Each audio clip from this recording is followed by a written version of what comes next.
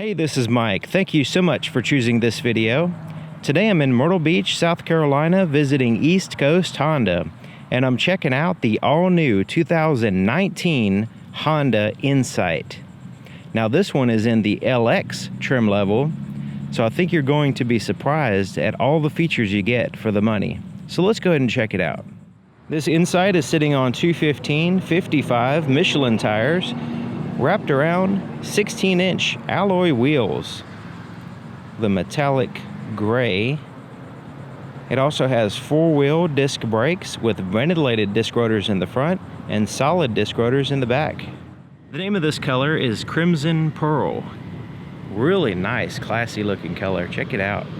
Sun shining on it. You can see the little metal flakes in there, hopefully.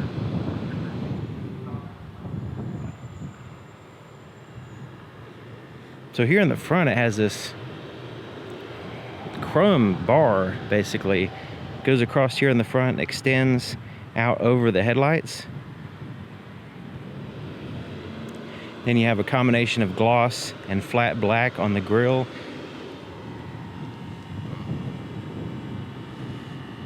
Has the adaptive radar system. There's a sensor there.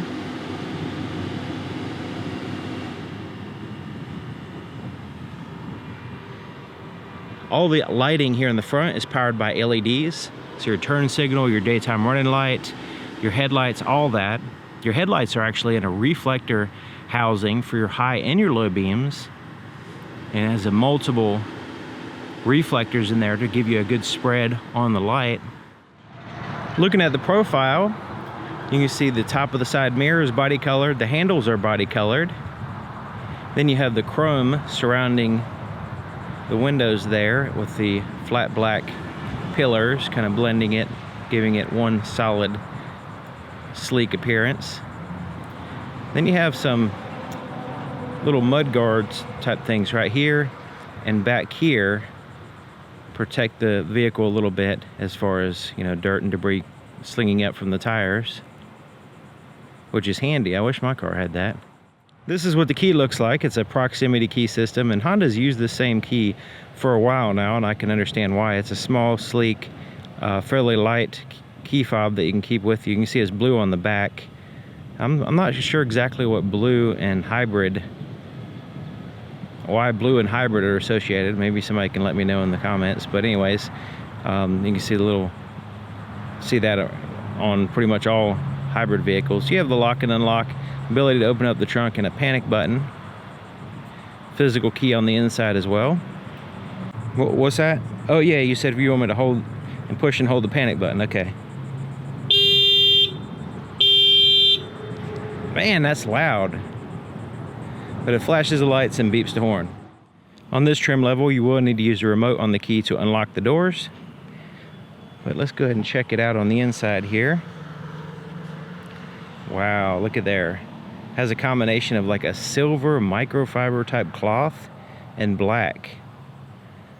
Nice. Look at that cloth. Has a sheen to it, a little bit of a shine.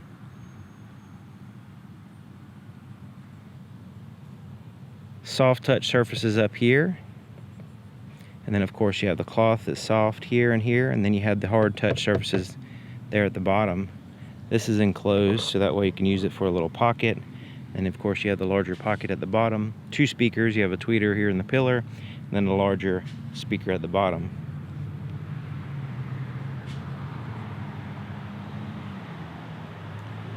There's the threshold, and then that same cloth carrying over here in the seat on the sides, and then you have a more of a striped pattern seat there on the cloth there in the center portion.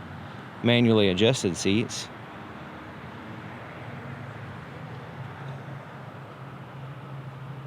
Look at all the legroom you have. I'm going to put all the volumes and specs and everything in the description, but check it out. Very little tapering over here, but it's just wide open there. So we have a soft touch dash here and here. Take a look at the glove compartment. It's all smooth plastic on the inside and really big.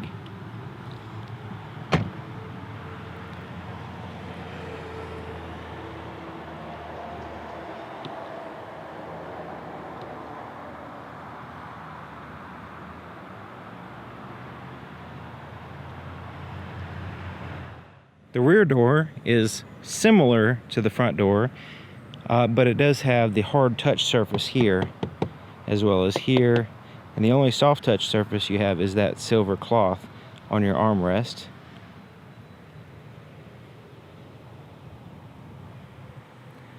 So it has a bench seat back here, and the entire back folds down. So on a hybrid, you actually get this fold down seat. That's nice. And it goes almost completely flat to add to your cargo space. It has a hump there in the center portion.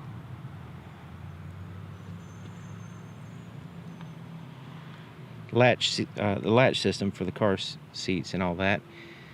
Some places call it ISOFIX, but it's latch system or ISOFIX, so you can install the car seats more securely. Man, this doesn't look like the stereotypical hybrid. This looks really nice, really stylish.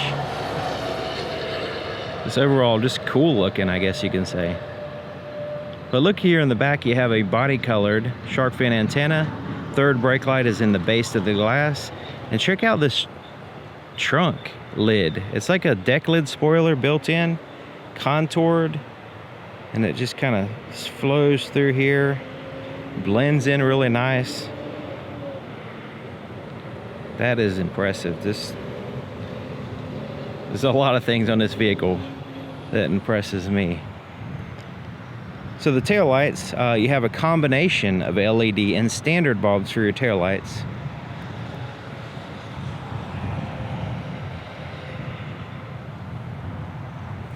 And you have that matte black portion at the bottom. And one thing that's I don't understand is they have the backup camera highly offset. Look how far it is over here. Why not in the middle? I don't know. But anyways, it's there, and at least you have a backup camera, I guess. So opening up the trunk, there is no button under there. So you either use the button on the inside of the vehicle or here on the key. So let's go ahead and push that. It pops up like so. Press and hold it. And then you just lift it up. Keep on going, keep lifting, and eventually at that point it'll hold itself.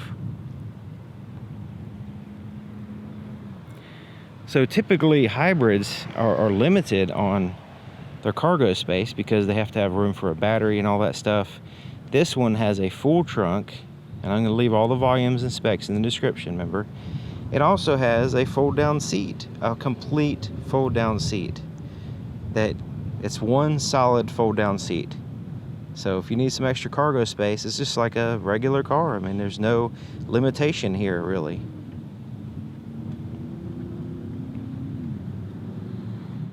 The fuel door is locking, and it's on the driver's side, which is nice. And it has a traditional cap, tether, and a little place to hang the cap here on the inside of the door. So let's go ahead and start it up. As long as you have the key inside the vehicle, it can be in your pocket, in a bag, sitting in the cup holder, whatever. So you can see everything's black here on the dash. But put your foot on the brake there and hold it and push this button.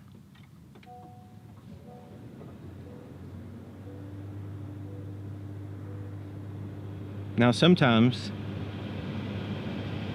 the motor may not start up. You might just be ready to drive on electric power, but in this case the engine did start up. Patting the gas is not going to rev it because it's a different type of system, I guess you can say. Uses the engine to charge the battery and power the vehicle as well, but you're not going to be revving it up and anything like that, spinning tires. So here's the floorboard in front of the driver's seat. You can see the floor mat hooks in place in two places.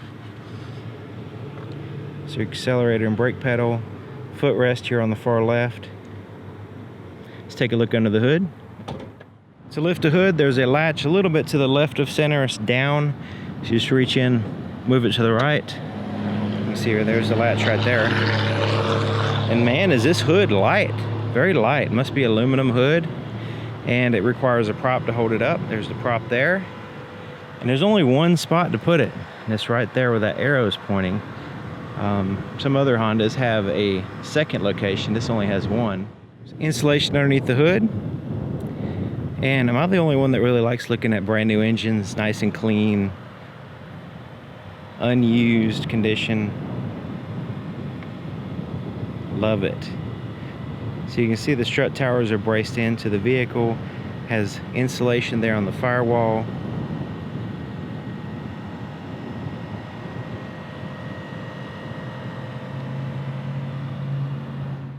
So this is a 1.5 liter Earth Dreams hybrid.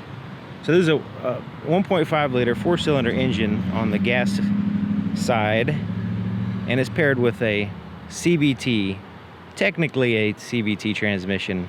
It's a little bit different from the normal CVT, but it is continuously variable. And it has a, of course, electric motor, and it pumps out about 150 horsepower combined with the engine and the electric motor.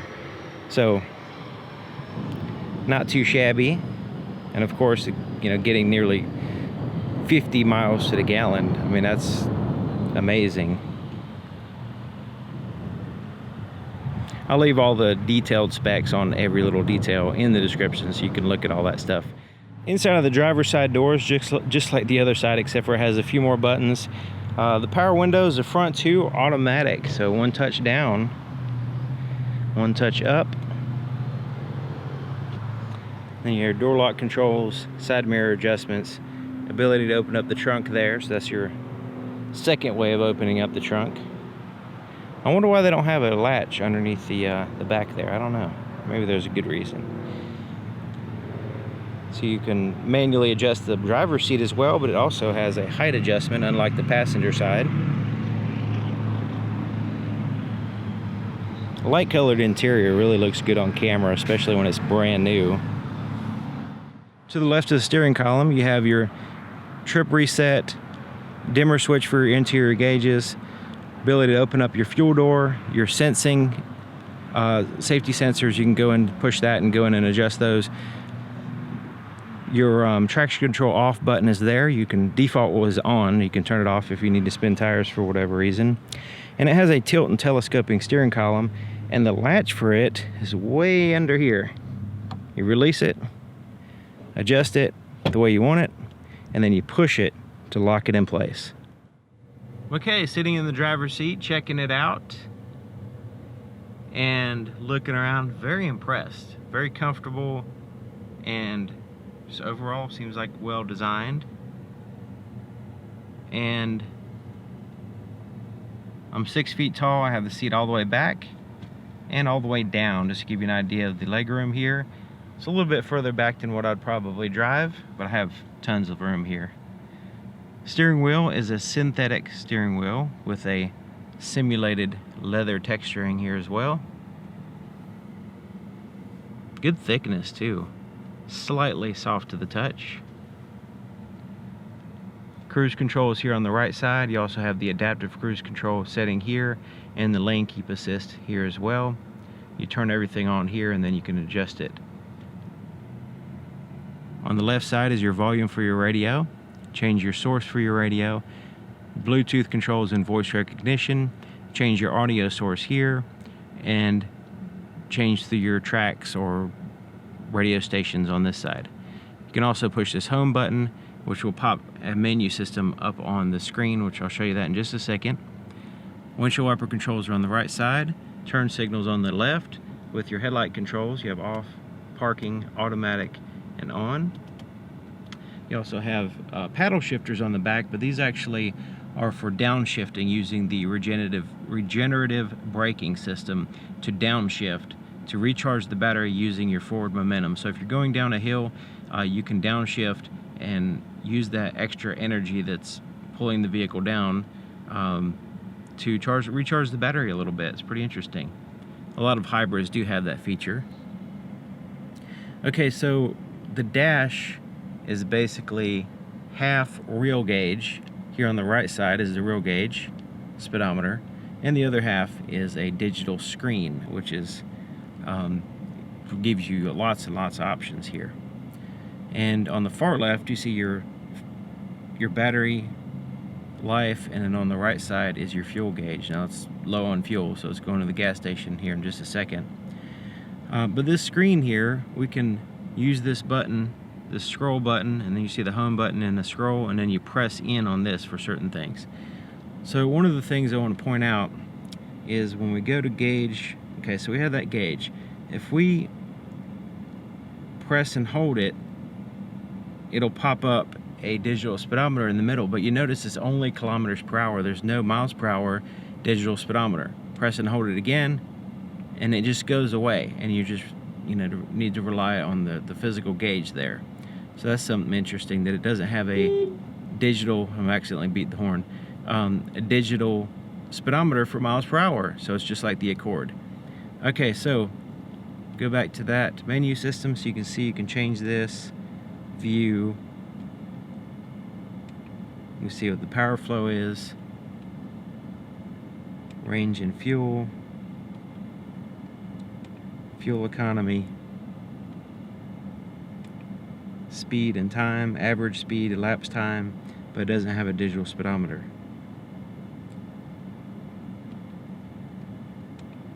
You see the traffic, it's like basically what the speed limit is as you're driving. This shows you, so like say when you have the cruise control on, you can get some information there as far as the following distance between you and the vehicle in front of you. So you can set a different, just gives you a visual reference on that. Driver attention, so it's going to give you reminders every once in a while. If it seems like you're wandering on the road, it's going to say, hey, maybe it's time to take a break type deal. When time to change the oil. Safety support. So this is what that button over here does. When you push that, it's going to pop this up. So that way your forward collision warning and lane keep assist systems, you can go in here and adjust that or keep an eye on them. You can go into settings here. Warnings like time to change the oil, or right now, time to get some fuel. So that's kind of a rundown, quick rundown of the different options there on that screen.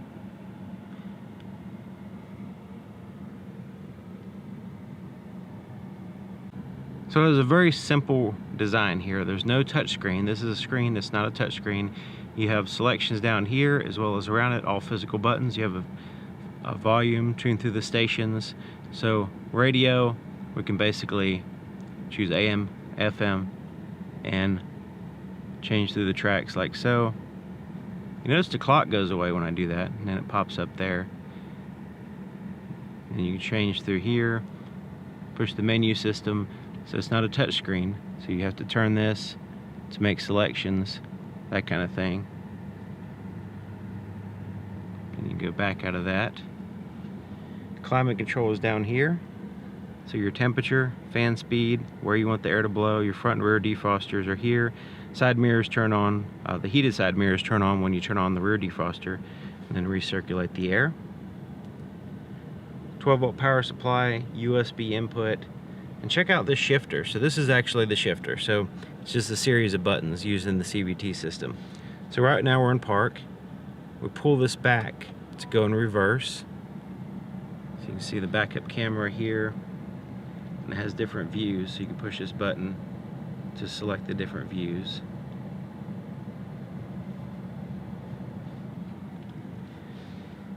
Neutral, drive, and park. So you just push buttons, makes it easy, I guess. You just gotta know how to do it, get used to it, I guess. Place to put your cell phone right here. Nice rubber mat and big enough for just about any phone, it looks like. Maybe even you might be able to fit a small tablet in there, I'm not sure. Electronic parking brake, has a little status indicator. Then you have a brake hold feature. When this is on, it'll keep your vehicle stopped, and holding the brake while you're sitting still at a stop sign or a stoplight for an extended period of time. You push the accelerator and it'll release the brake and let you go forward. Then you have the Eco, Sport, and EV mode. Eco, try to give you the best fuel economy. Sport gives you the best performance and not so much great fuel economy. And then EV is just the electric mode, and it drives as far as it can go based on the battery level. So if it doesn't have much battery level, you're not going to go very far on the EV mode. Something I noticed that the service department is going to have to redo. Apparently it got delivered off the truck with this misalignment right here. So thought that was interesting that nobody caught that. It's like right there in your face when you get in the vehicle.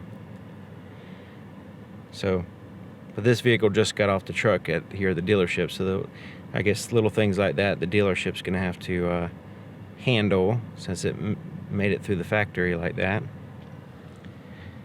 All right, so here's your armrest. It's soft to the touch, but not super soft, and it is that light color. This slides back and forward like so, and it lifts up, and you have a little pocket in the back, sliding cup holders, and then a really deep cup holder there with a divider. You can slide this forward and back, more storage space. You can also take this out. You can unlatch it and take it out, so you can have this really big open space if you want. Rear view mirror has the manual day and night mode. You have tap lights. The visors have mirrors and lights. They extend out. Have a little clip on that side. Okay, so let's look at the visibility in the back. So it has little windows back there, nice big glass. The headrests don't really get in the way. Pretty good visibility, I would say.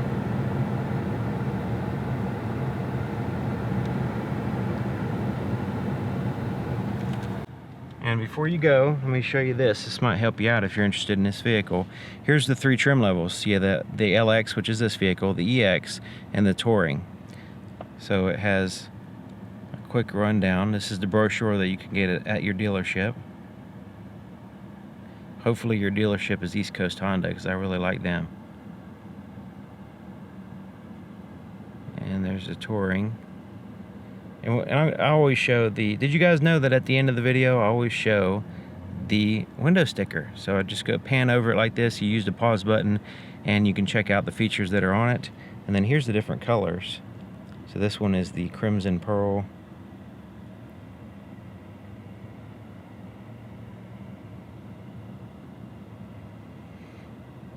Alright, so there you have it. This is what the brochure looks like. So hopefully I'll have a link to a digital copy of this in the description, along with a link to a bunch of other specs and features and everything of this vehicle. So this video is intended to be a walk around and show you the vehicle and experience it, but then you have in the description all the links to all kinds more information. So it's not just the video, it's more information in addition to that. So that way you can have this one spot that you can reference everything in one spot. So thank you for watching. Thank you to East Coast Honda here in Myrtle Beach, South Carolina, and I'll see you guys next time.